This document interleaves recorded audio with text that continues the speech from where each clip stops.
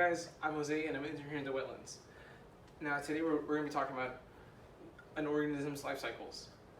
Now we have two different life cycles, and the first one I'll be talking to you guys about is a complete metamorphosis. Now complete metamorphosis is really unique because it has four special phases.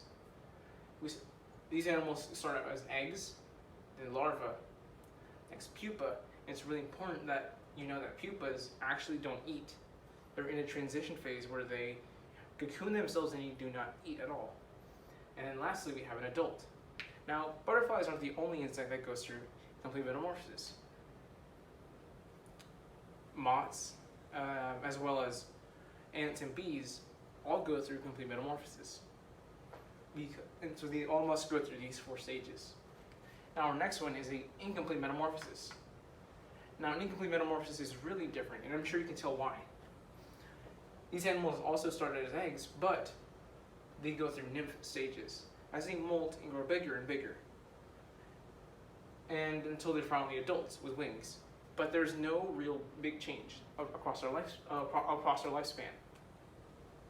Now, other insects that go through incomplete metamorphosis are roaches and dragonflies.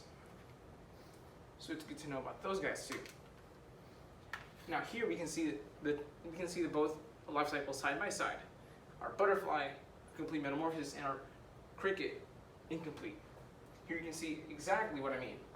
Each stage in a complete metamorphosis is unique and very different from the next one, and the one before it. And incomplete, we have our egg, just the same as the other one, as our metamorphosis, but the nymph just grows bigger and bigger across its life until it's an adult. Now, here I have a life cycle of mosquitoes. Now, mosquitoes are, you guessed it, complete metamorphosis. They go from eggs, larvae, pupa, and adult. Now, some fun facts about mosquitoes that I like is that they don't really bite; they actually suck. So they use their little proboscis needle nose to suck in the blood. Now, only females do that. Males, on the other hand, actually eat nectar.